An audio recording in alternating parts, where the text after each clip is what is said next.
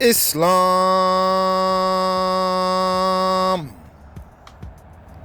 This is Minister Saeed Al-Mahdi, and this is 6 of Shaban.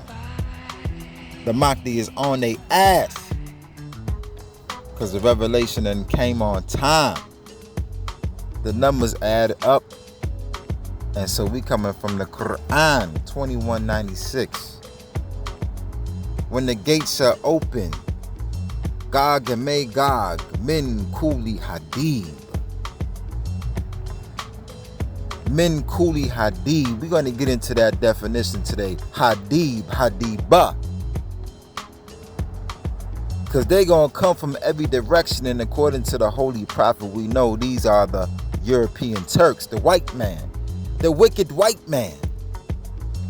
We know the gates was opened already. We know that they have come loose, and they have now corrupted the world in every direction. And when I say every direction, I mean every direction. Eugenics, Planned Parenthood direction. COVID-19, the judicial system direction. Police brutality, Hollywood direction. How do you detect COVID in the blood without a COVID sample? I was talking to one of these people who work at the hospital last night, and we was debating about the COVID and the origin of the COVID. And he said they could detect COVID in your blood. I said, how can they do that without a COVID sample? So that means that you have to have the original source to call it COVID.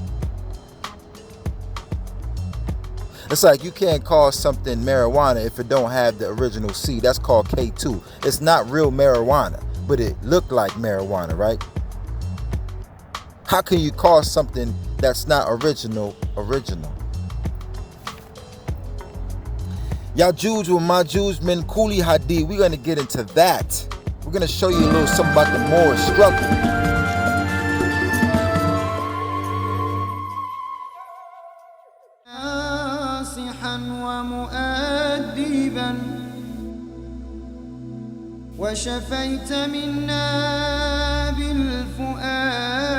Islam was introduced into the Sahara in the 8th century by tribes from Arabia. The dominant variety is Sunni of the Maliki rite.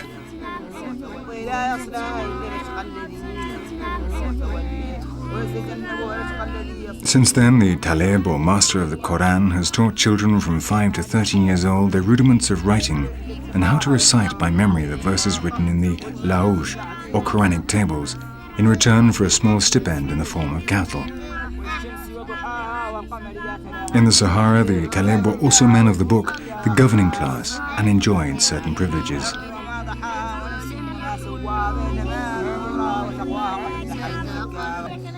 For the Sahrawi nomad, the emptiness of this immense desert makes mysticism and dialogue with God easier to achieve.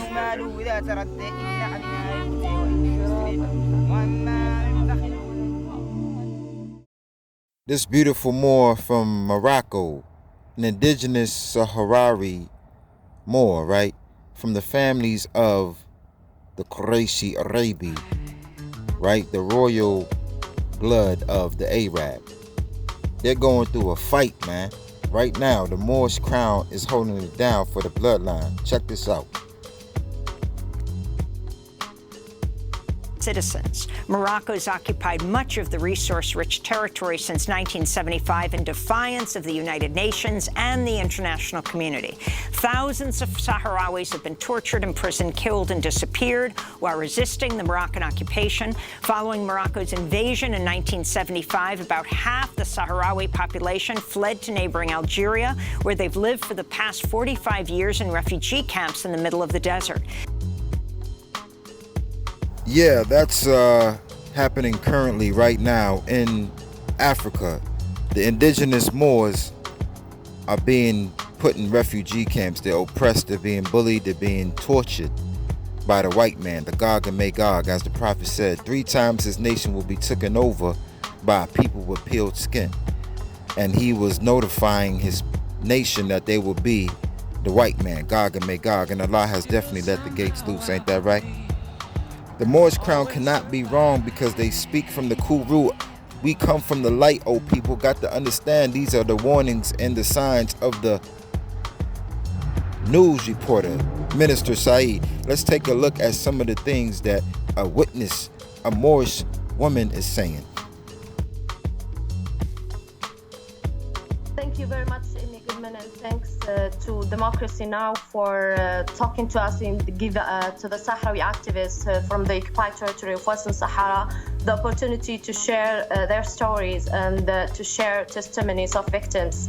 Regarding the situation in the occupied territory, there is a major crackdown on the Sahrawi rights, on the freedom of speech, on the freedom of movement, on the freedom of assembly, especially after Morocco violated the ceasefire and the war start again. Morocco started a wave of arrests against Sahrawi activists in the occupied territory.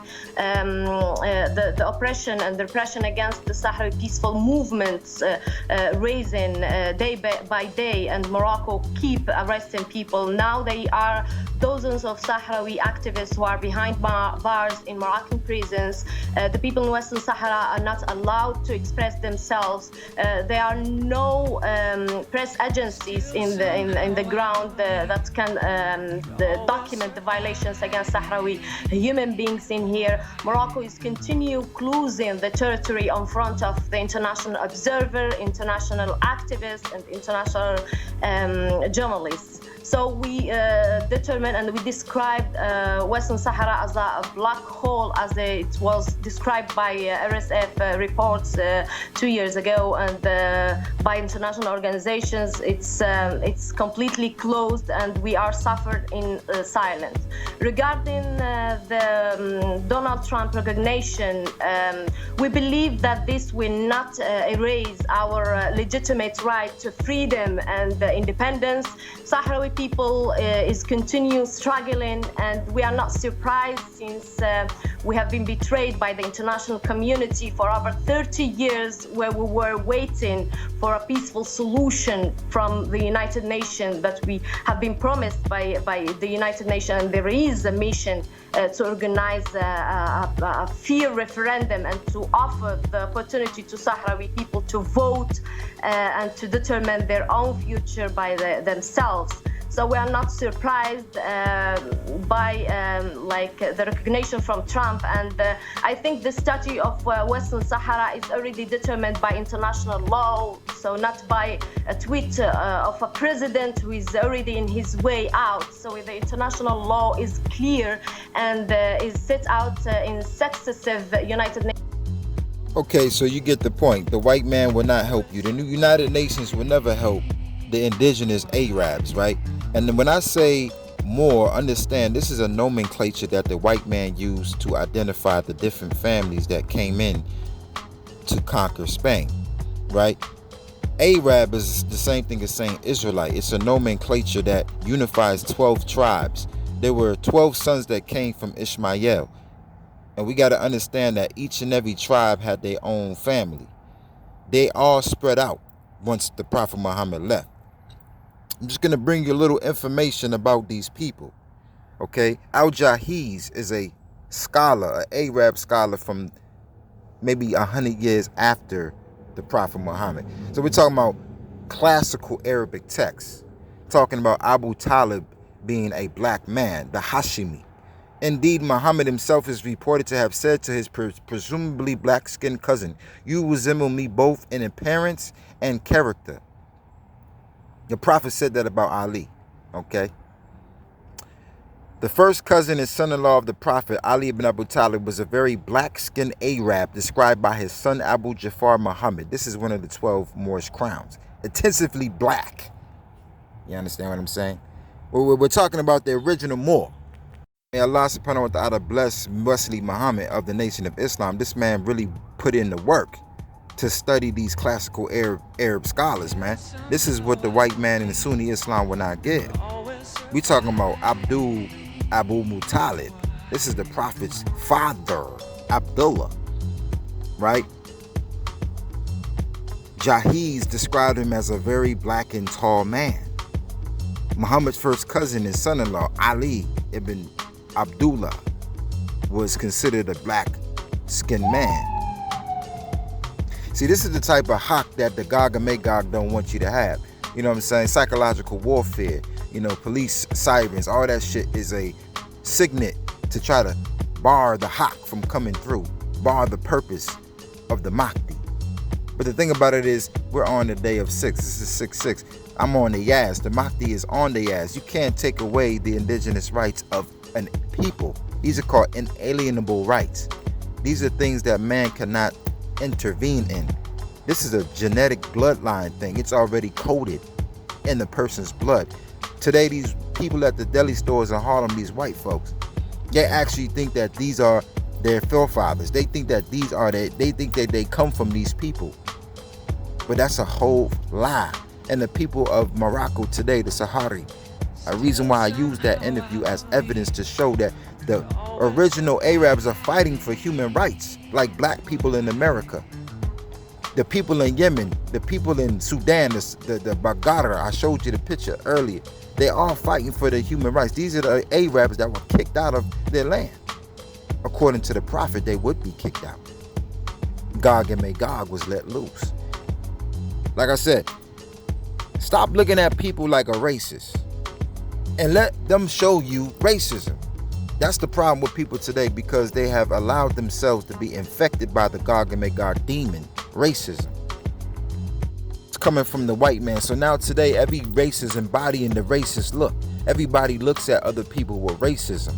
But my thing is, I'm advising the people, let that person that you're looking at with racism show you that they are racist. What is a racist? Again, I said it in many of my lectures. And I did a lecture on racism. It is to reject somebody without a right?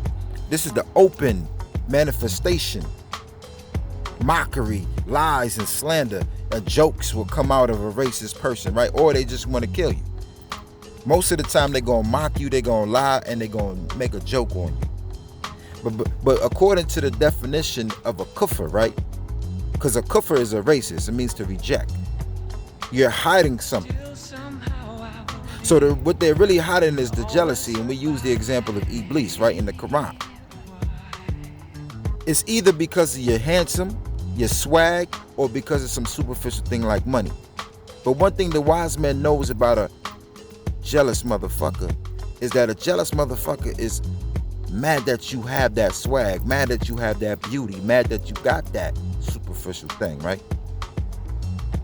So the wise man knows that they're rejecting you. They're rejecting me.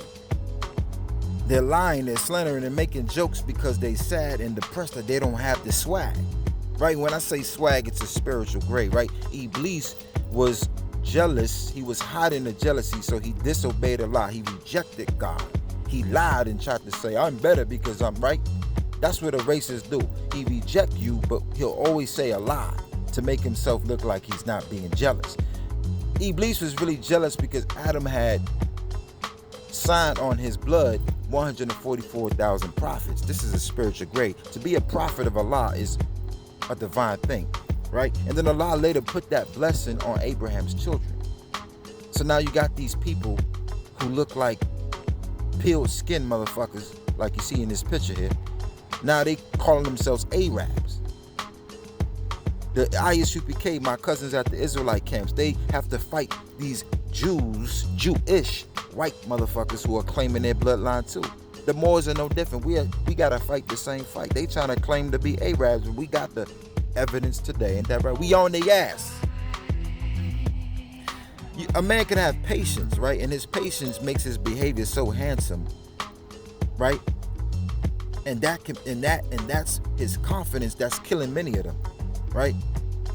Patience, good behavior, a handsome smile, and confidence. Patience, good behavior, a handsome smile, and confidence can kill many people. It could really make a lot of motherfuckers jealous.